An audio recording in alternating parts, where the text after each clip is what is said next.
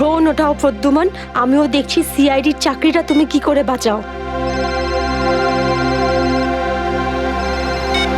আমি বলেছি না বারে বারে এই নাম্বারে ফোন করবেন না। তাহলে কতক্ষণ সহ্য করব আমি, আর ধৈর্য রাখতে পারছি না। হ্যাঁ আমি আসছি। ওকে।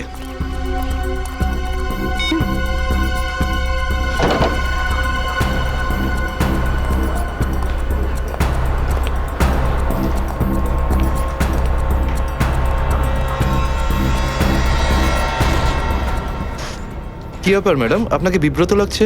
কিছু চান আপনি? আমার কিচ্ছু লাগবে না, যাও এখান থেকে। আমি কারোর জন্য অপেক্ষা করছি এখানে।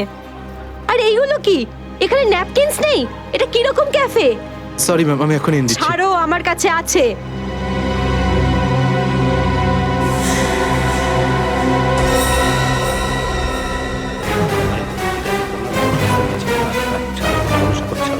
ঠিক আছে, তুমি এখন যাও। Okay sir. এই ভদ্রমহিলা কি এত নাটক করছেন কেন? স্যার আসল নাটক হতে এখন বাকি আছে স্যার। তার মানে স্যার ওই ভদ্রমহিলার ব্যাগে আমি একটা বন্দুক দেখেছি স্যার। বন্দুক? হ্যাঁ।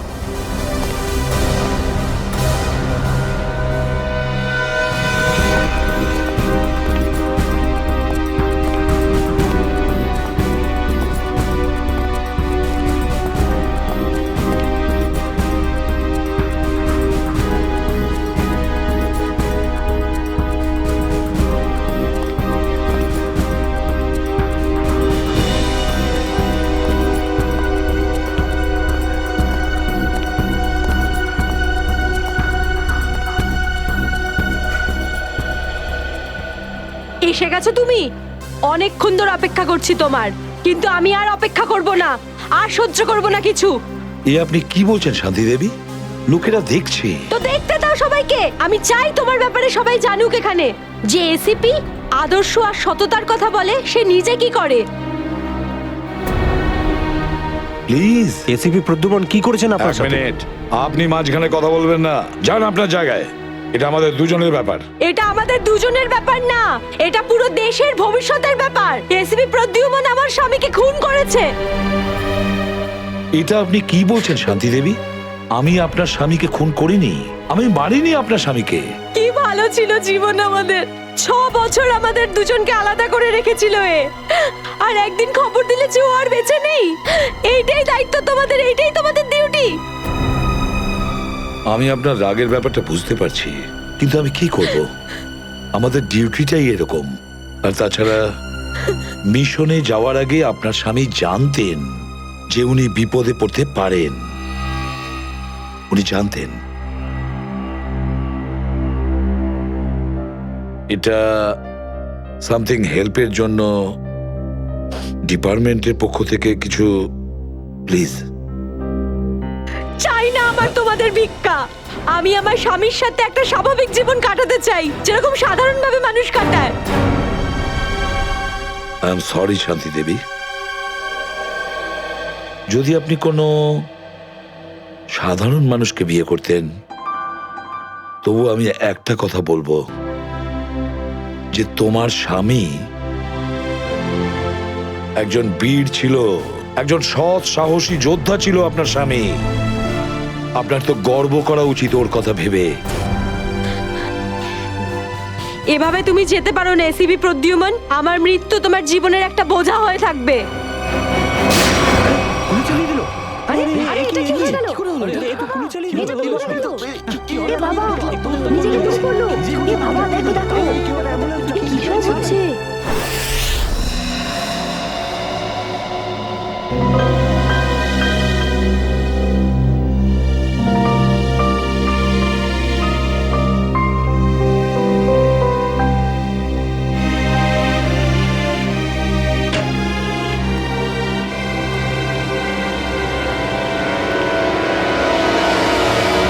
Yes sir. অভিজিৎ, এখনো এখনো ওই মহিলার কণ্ঠ আমার কানে বিঁধছে। এভাবে তুমি যেতে পারো না এসিপি প্রদ্যুমন। আমার মৃত্যু তোমার জীবনের একটা বোঝা হয়ে থাকবে।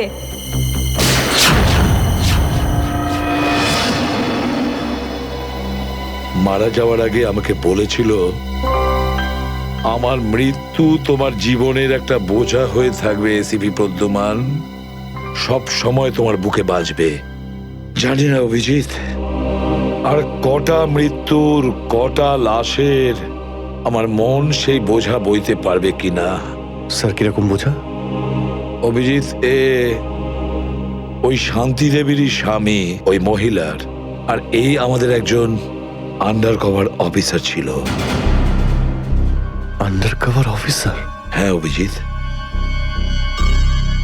এই গুরুত্বপূর্ণ কথাটা এতদিন তোমাকে আমি বলিনি, আর শান্তি দেবীর মৃত্যু ওই কথার সঙ্গে জড়িয়ে রয়েছে। ওই কথাটা গত 6 বছর ধরে আমাকে দাগা দিয়ে চলেছে। আমি ঠিক বুঝলাম না স্যার। অপারেশন ডেমিঙ্গো। অপারেশন ডেমিঙ্গো? এটা কি কোনো বিশেষ মিশন স্যার? হ্যাঁ অভিজিৎ, অপারেশন ডেমিঙ্গো একটা বিশেষ মিশন। এই মিশনে আমাদের আন্ডার কভার কপস গ্যাংস্টার সেজে ক্রাইম সিন্ডিকেটের গ্যাংয়ের ভেতরে ঢুকে পড়ে আর বিশেষ ইনফরমেশন জোগাড় করে ওদের ব্যাপারে, যাতে আমরা ওই ক্রাইমের শিকড়কে নির্মূল করতে পারি। 6 বছরের পুরনো মিশন স্যার। আপনি কখনো এটার ব্যাপারে তো বলেননি। এতদিন তোমাকে বলিনি তার কারণ ওই কথাটা টপ সিক্রেট ছিল, আর আজও সেরকমই টপ সিক্রেট। অভিজিৎ, আমি তোমাকে যা যা বলবো তুমি কাউকে কিন্তু বলবে না। Okay sir. দয়া কেউ না।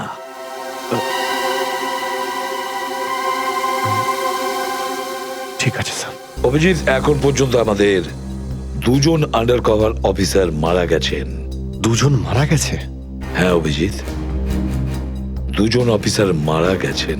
মনে হচ্ছে ওই ক্রাইম সিন্ডিকেটের গ্যাংয়েরা জানতে পেরে গেছে যে সিআইডি অফিসারেরা গ্যাংস্টার সেজে ওদের ভেতরে ঢুকে পড়ে। কিন্তু স্যার ওরা জানতে পারলো কি করে? ওরা যে অফিসার সেটা শুধু আপনিই জানতেন। অভিজিৎ, আরো একজন আছে এই ব্যাপারটা আমি ছাড়াও। কে স্যার?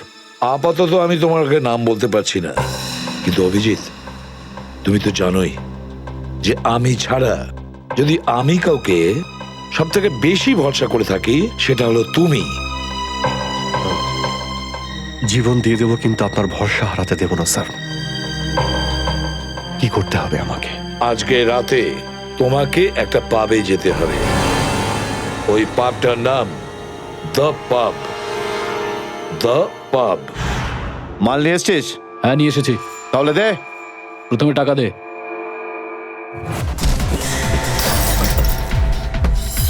সিআইডি?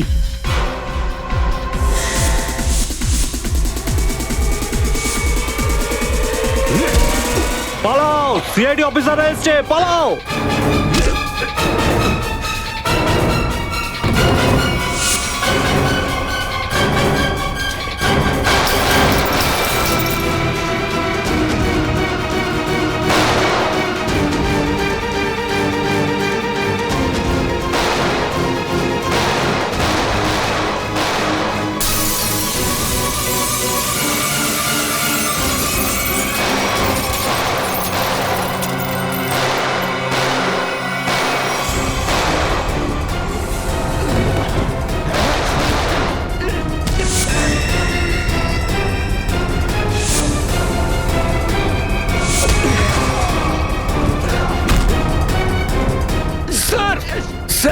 ওরা আমাদের উপর গুলি চালাচ্ছে, আমরাও কি? না না, গুলি চালাবে না, এদেরকে জ্যান্ত ধরতে হবে। যা বলবেন আপনি।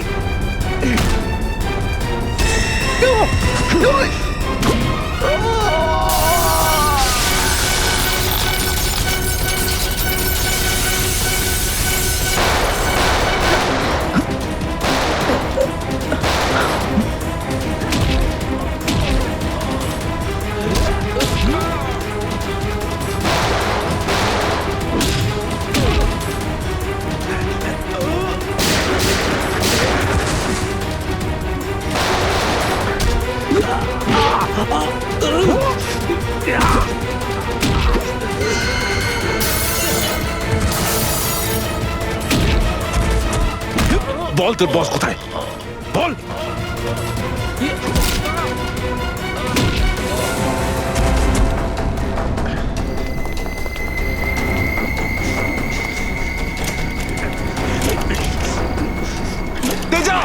আয় গাড়িতে আয় তাড়াতাড়ি কর আয়।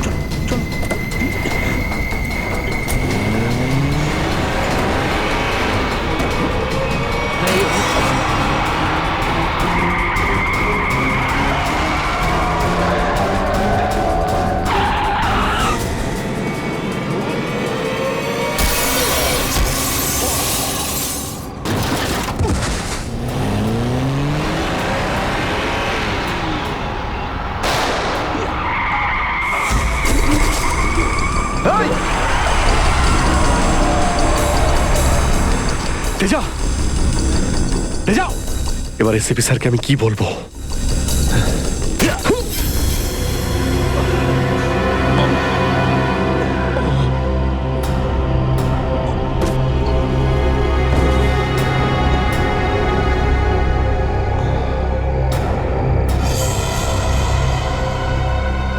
চলো এই চলো গাড়িতে ঢোকা চলো হয়েছে এদিকে। আরে ওর গুলি লাগলো কি করে? অভিজিৎ স্যার তো বলেছিল যাতে গুলি চালানো না হয়। এ তো মারা গেছে। স্যার মনে হচ্ছে ওর গ্যাংয়ের লোকেরা ওকে মেরে দিয়েছে। কিন্তু এই অভিজিৎ স্যার কোথায়? স্যারের ফোনও সুইচ অফ বলছে। এভাবে হঠাৎ কোথায় চলে গেলেন? তেজা শরীরের ভেতর থেকে আমি যে বুলেটটা পেয়েছি সেটা কোনো দেশি বন্দুক থেকে চালানো হয়েছিল। দেশি বন্দুক দিয়ে? হুম। এই দেশি বন্দুক তো তেজার গ্যাংয়ের লোকেদের কাছেই থাকে হয়তো। তার মানে তেজাকে ওরই কোনো সঙ্গী খুন করে দিয়েছে? হ্যাঁ ফ্রেডি, হতে পারে অভিজিৎ স্যার তেজার অনেক কাছাকাছি পৌঁছে গেছিল, আর এটা দেখে তেজার গ্যাংয়ের লোকেরা ভাবলো যে তেজা ওদের জন্য বিপদ ডেকে আনতে পারে, আর ব্যাস তেজাকে মেরে ফেললো ওরা। আর অভিজিৎ স্যার উনি কোথায় চলে গেলেন? আমার মনে হয় অভিজিৎ স্যার বাকি গ্যাংয়ের পেছনে গেছে। খুব চিন্তা হচ্ছে, কখন থেকে ফোনেই পাচ্ছি না।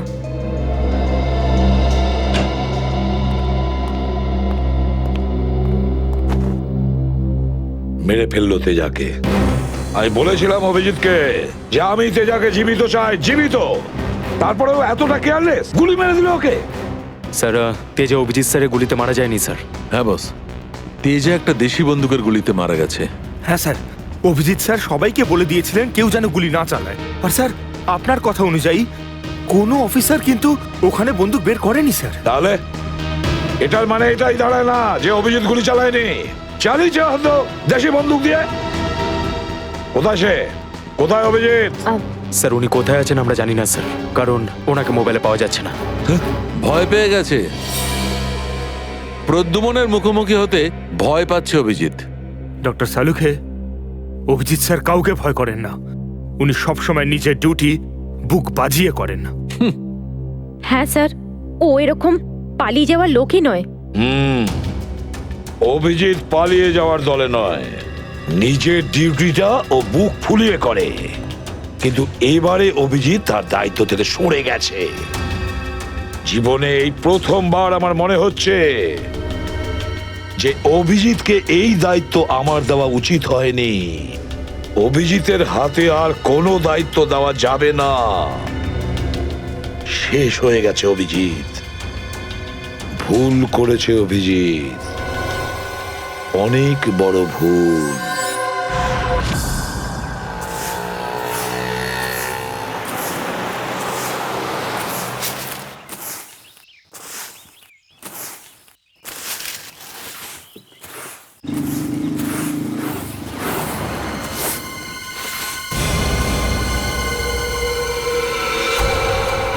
আরে বাপরে, এই লাশ পড়ে আছে। কোন দিকে লাশ? ওই যে ওই যে ওই দেখ, ওই দেখ।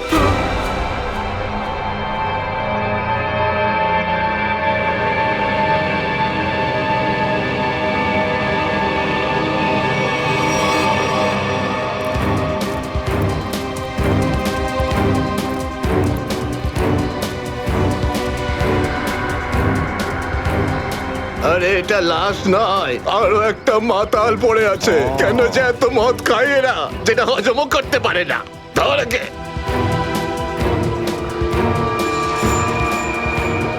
আরে ধরে তোল রে। ওটা ওটা।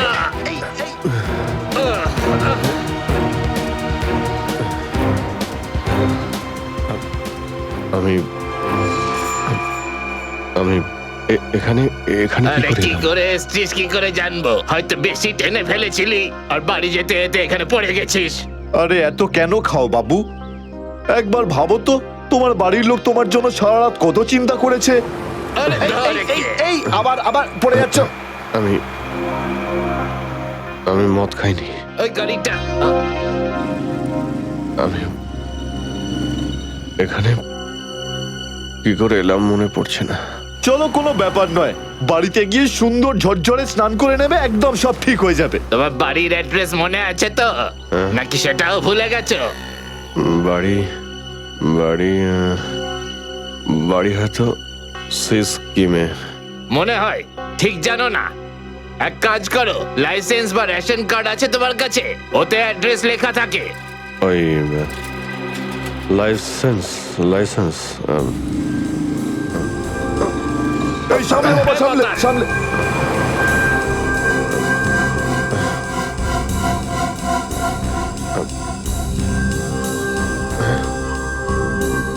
আরে আমার আমার ওয়ালেটটা গেল কোথায়? আরে এর কাছে তো টাকা পয়সাও নেই, কি করে যাবে? এ নাও টাকা, অটোর ভাড়া দিয়ে দিও। এই অটো,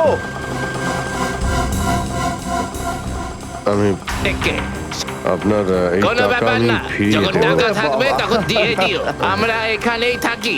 চলো চলো, তোমাকে বসিয়ে দিই। ঠিক আছে দাদা, আস্তে আস্তে আস্তে দেখে। আসো। থ্যাংক ইউ থ্যাংক ইউ ঠিক আছে, ভেরি মাচ। সামলাও বাবা, নিজেকে সামলাও। নমস্কার, সাবধানে যেও বাবা, সাবধানে।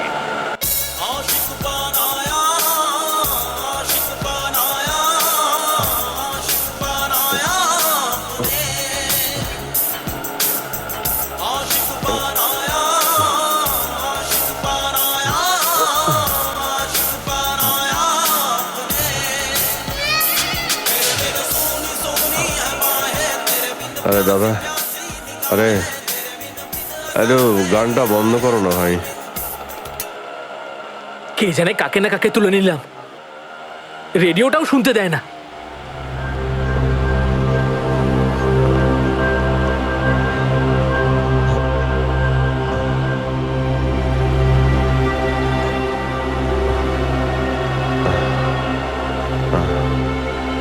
তোমার কাছে জল জল হবে তোমার কাছে? এই নাও।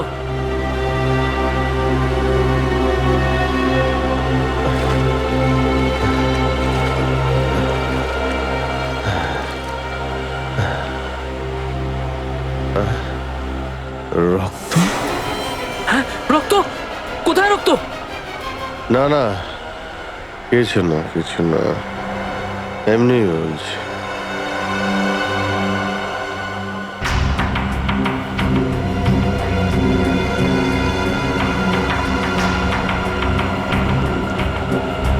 আমার তো কোথাও লাগেনি, তাহলে এই রক্তের দাগ এলো কোথা থেকে?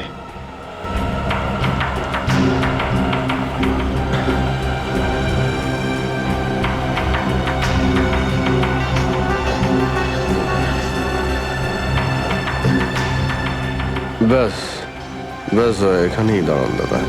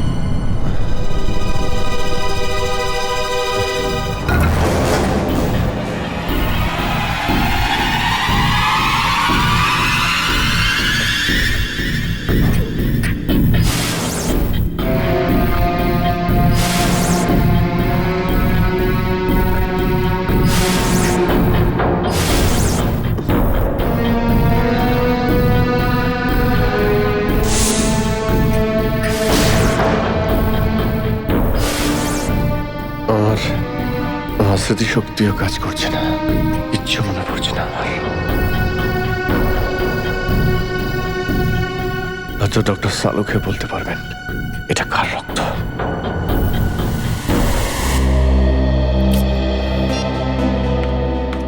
এসব হচ্ছেটা কি? না তো এসিপি স্যারকে ফোনে পাচ্ছি, না দয়া স্যারকে, না অভিজিৎ স্যারকে। আগে তো কখনো এরকম হয়নি। স্যার ওরা কোনো অসুবিধের মধ্যে পড়েনি তো? না না পুরবি, এরকম কিছু হয়নি। ওনারা যেখানেই থাকুন ভালোই আছেন। হয়তো কোনো কারণে ওনাদের ফোন অফ রাখতে হয়েছে।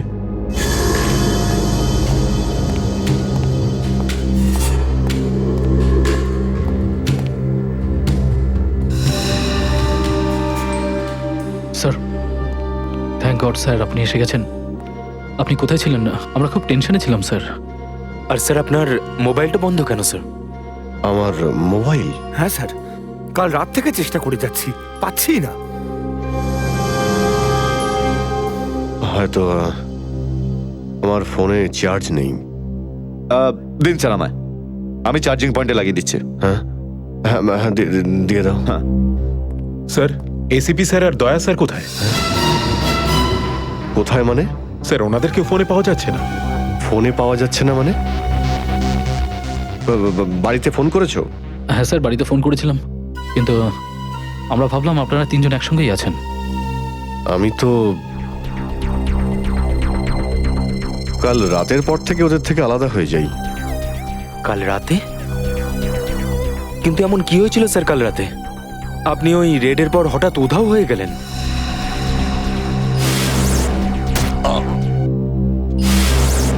আসলে আমাকে কেউ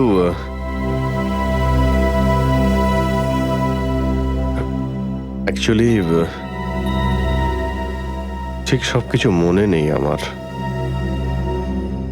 স্যার, স্যার এই প্যাকেটটা? এটা কিছু না, একটা এভিডেন্স যেটা আমাকে ডক্টর সালুকে দিতে হবে। স্যার সালুকা স্যার তো ক্রাইম সিনে আছেন, আমরা ওখানেই যাচ্ছিলাম। ক্রাইম সিনে? হ্যাঁ স্যার, একটা গোডাউনে দুটো খুন হয়েছে। খুন? হ্যাঁ স্যার, কেউ খুব নৃশংসভাবে দুজন লোককে চেয়ারে বসিয়ে গুলি করে দিয়েছে স্যার, ইন্দিরানগর গোডাউনে।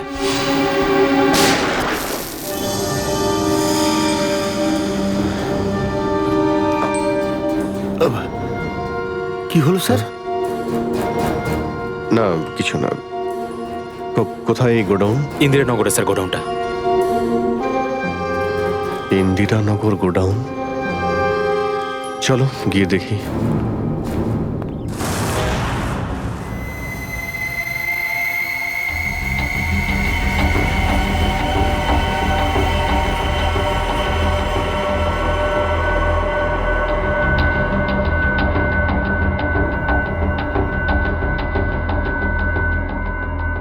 এসো অভিজিৎ, এসো।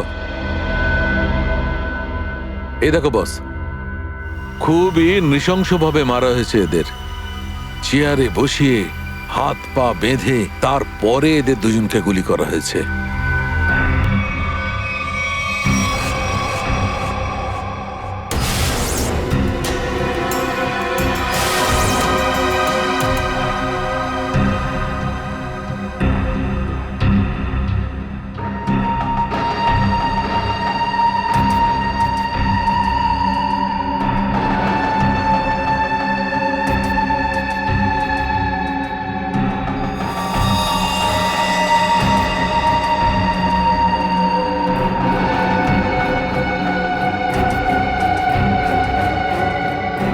এরকম কেন মনে হচ্ছে যে আমি এখানে আগেও এসেছি?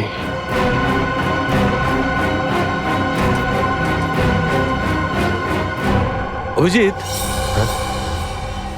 Yes sir. বস গুলি এদের সামনে থেকেই মারা হয়েছে, আর এদের ক্ষত এই কথাই বলছে যে খুনি এদের থেকে বেশি দূরে ছিল না। আর এই দেখো, বুলেট সেলগুলো ওখানে পড়ে রয়েছে, আর এই যে এই জুতোর ছাপ।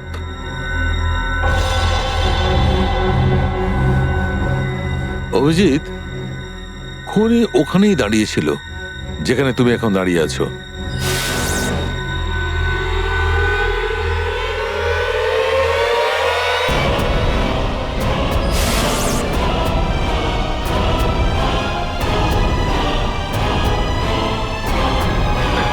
স্যার যদি খুনি এখানে দাঁড়িয়ে থাকে আর ওখানে চেয়ারের সঙ্গে বেঁধে ওদের গুলি করা হয়ে থাকে, তাহলে রক্ত এখানে কি করে এলো?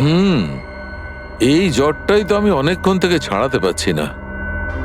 মনে হচ্ছে আরো কয়েকজন লোক আহত হয়েছে এখানে, এই ঘরের মধ্যে, এই দুজন ছাড়াও।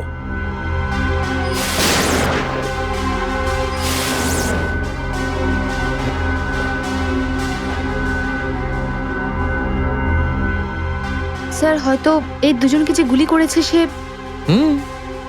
হতেই পারে।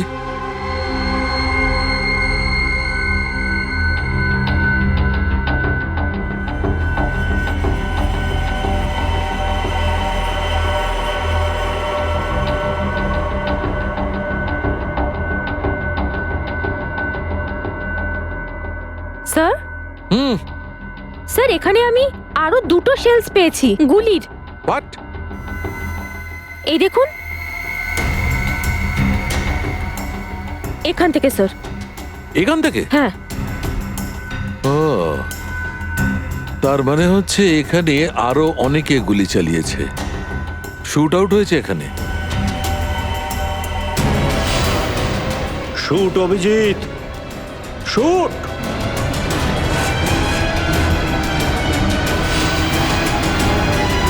Shoot Abhijit, shoot. Shoot Abhijit, shoot.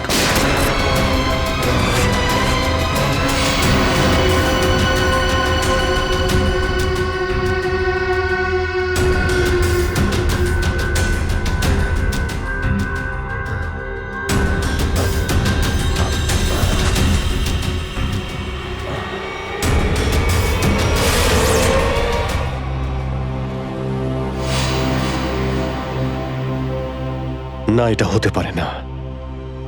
এদের দুজনকে আমি খুন করতেই পারি না। তাহলে আমার প্যান্টে ওই কাদের রক্ত? ওই প্যান্টটা আমি ডক্টর সালুকাকে দেব কি দেব না? না,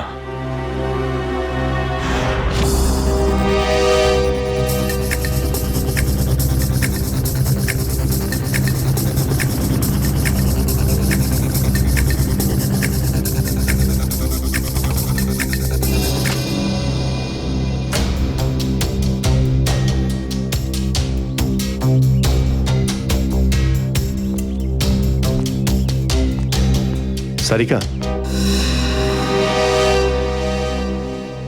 সারিকা, সারিকা, এদিকে।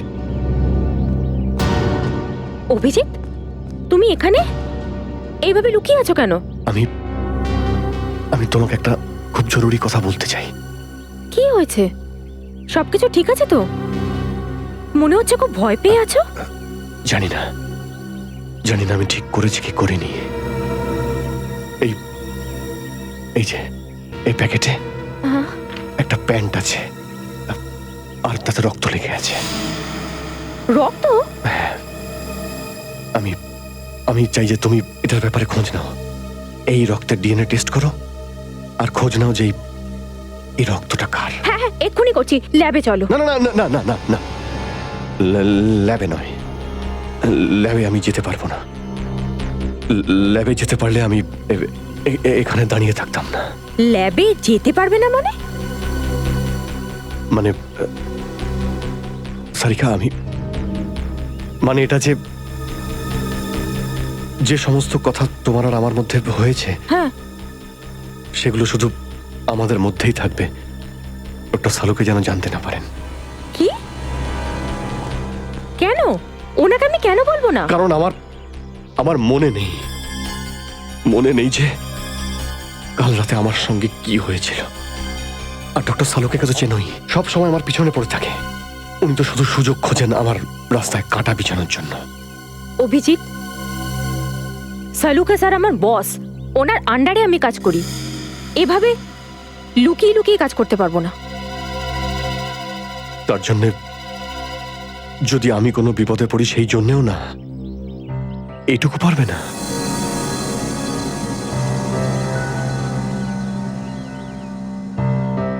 দেখো অভিজিৎ, আমাদের সম্পর্কটা নিজের জায়গায় আর সিআইডির ডিউটি অন্য জায়গায়। তুমি দুটোকে এইভাবে মিক্স করো না অভিজিৎ।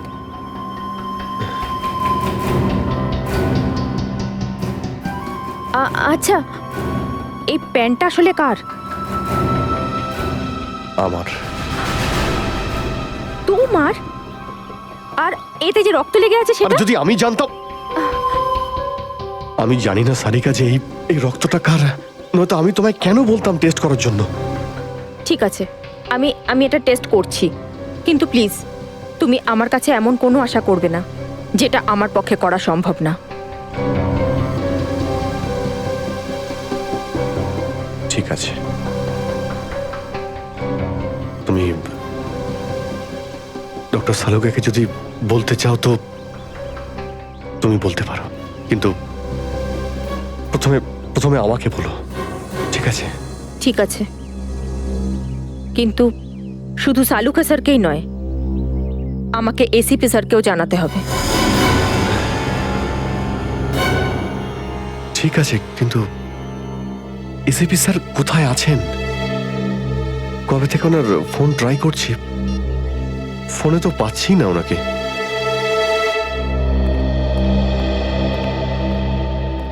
হ্যাঁ দাদা বলুন, কি লাগবে? দেখো ভাই, আমার 10 টাকা দামের তোয়ালে চাই, সেটাও লাল রঙের। 10 টাকার তোয়ালে? হ্যাঁ। কি আর কি মারছেন দাদা, এটা একটা মুদিখানা, এটা তোয়ালের দোকান নাকি? আর তাছাড়া আজকালকার যা বাজার, তাতে রুমালি হয় না 10 টাকায়, তার উপরে আপনি তোয়ালে চাইছেন? দেখো, আমি রসিকতা করছি না, আমার 10 টাকা দামের তোয়ালেই চাই, আর সেটাও লাল রঙের। তুমি বুঝতে পারছো না কেন? আমার 10 টাকা দামের তোয়ালেই চাই। আমার কথা শুনতে পাচ্ছেন না, না বুঝতে পাচ্ছেন না? কোনটা? গিয়ে কোনো কাপড়ের দোকানে দেখুন, যান। আরে ভীষণ বাজে ব্যবহার তো। কি ব্যাপার? আচ্ছা, এইভাবে কেউ কাস্টমারের সাথে কথা বলে? মাফ করবেন স্যার, আপনি আমায় বলুন কি দরকার। দেখো না দাদা, তখন থেকে তোয়ালে চেয়ে যাচ্ছে, তাও 10 টাকা লাল রঙের। 10 টাকার? হ্যাঁ, 10 টাকা দামের লাল রঙের তোয়ালে। দিন, টাকাটা দিন। 1 মিনিট। আরে দাদা বাবু, কি দেখছেন আপনি? কিছু না, তুমি তোমার কাজ করো। 90V 869890। 1 মিনিট। এই নিন আপনার তোয়ালে, 10 টাকা দেবেন। Thank you. লাল রঙের তোয়ালে এসব কবে থেকে রাখছি আমরা আমাদের দোকানে, আর সেটা তো নিলও না উনি। যে কথা তুই বুঝতে পারবি না সেসব জিজ্ঞেস করিস না। যা তোয়ালেটা নে আর শুকোনোর জন্য মেলে দে। কি সব লোকজন। আরে দাদা, আরে এটা তো শুকনোই, কোথায় ভেজা? আরে বললাম না তোর মাথায় ঢুকবে না, যেটুকু বললাম সেটুকু কর। ধর বাবা, যত সব।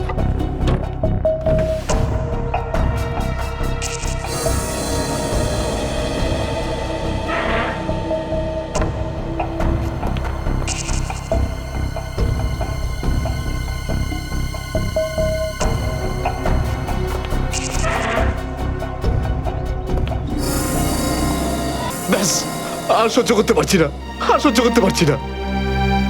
ক্লান্ত হয়ে গেছে আমি এই দুটো জীবন বাঁচতে বাঁচতে। জানি না কবে যাওয়া ভাগ্যে বাড়ি যাওয়া লেখা আছে। কত দিন হয়ে গেল আমি রেখাকে দেখিনি পর্যন্ত। কেমন আছে?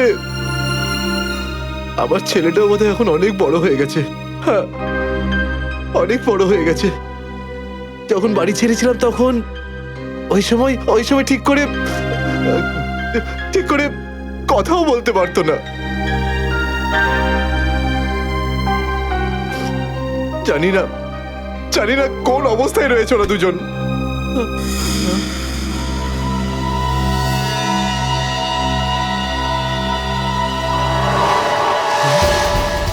আরে এটা কি?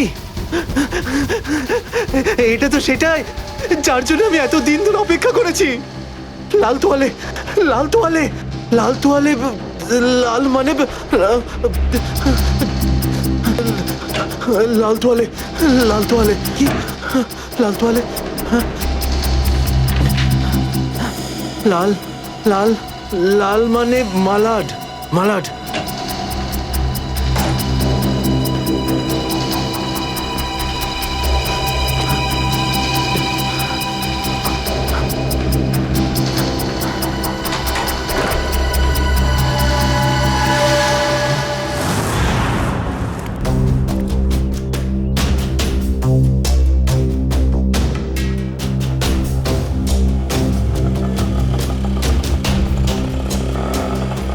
দাঁড়াও দাঁড়াও দাঁড়াও, শোনো আমি মালাডে যাব। আমি ওদিকে যাবো না, অন্য কাউকে নিয়ে নিন। আরে কেন যাবে না মালাডে? হ্যাঁ, এইভাবে হ্যারাস করছো সাধারণ লোককে। চলো। যেখানে যা কমপ্লেন করুন, আমি ওখানে যাব না। আচ্ছা তুমি যাবে না? একটা কাজ করো, পুলিশ স্টেশন চলো। হ্যাঁ আরে না স্যার, না স্যার, বসুন। যাবে তো মালাডে? হ্যাঁ। মিটার ডাউন করো, চলো তাড়াতাড়ি।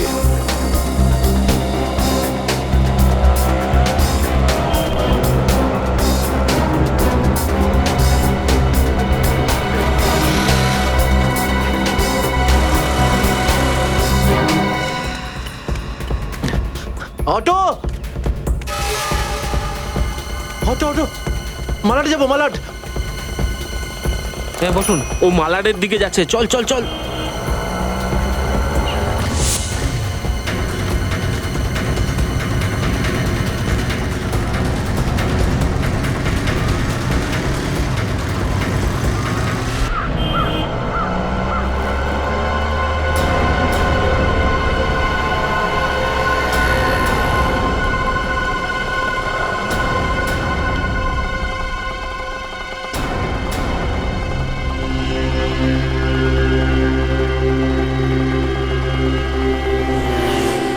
এই নাও তোমার টাকা। ঠিক আছে।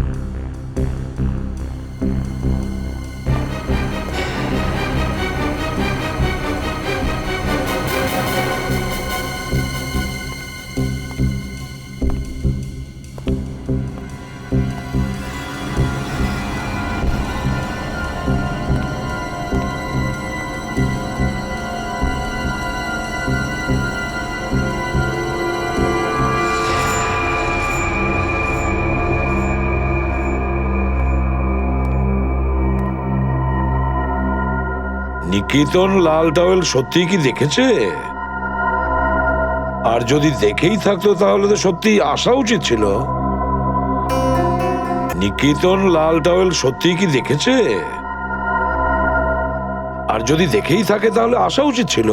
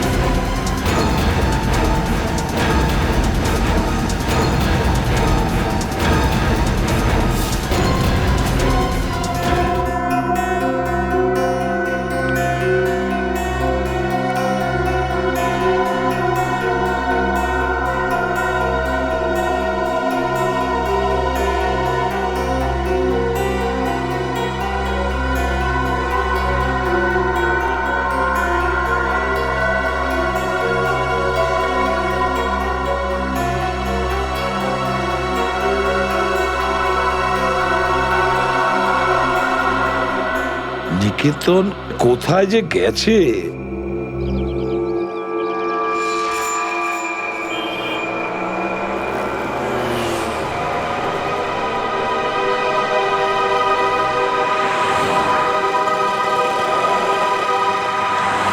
কত হয়েছে? 150 টাকা।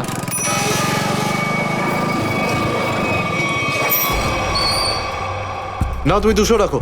200 কেন? আজ কি কোনো স্পেশাল ডে নাকি? হ্যাঁ, আজ আমার স্বাধীনতা দিবস। আজ একে সারা জীবনের জন্য স্বাধীন করে দেবো। স্বাধীনতা দিবস? সেটা তো 15ই আগস্ট। তুমি বুঝবে না, ছাড়ো, বাদ দাও, তুমি আনন্দ করো।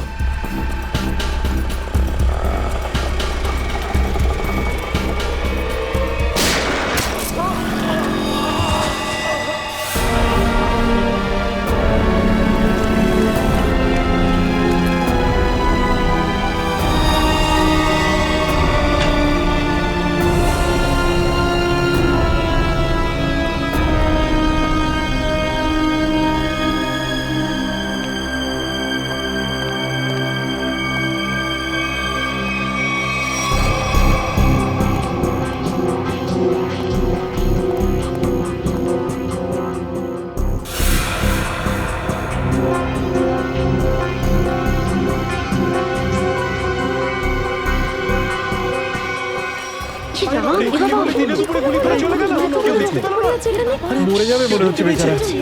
এই আপনারা কেউ দেখেছেন লোকটা কে ছিল? এখন তো এই শহরে থাকাটাই মুশকিল হয়ে দাঁড়িয়েছে।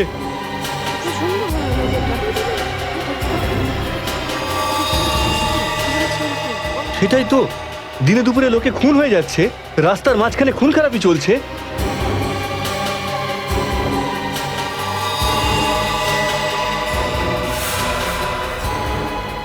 কেউ গুলি করেছে, এই বেচারাকে কেউ বাঁচাতেও পারেনি। মরে যাবে মনে হচ্ছে বেচারা। ভাই, আরে কেউ অ্যাম্বুলেন্সকে ডাক।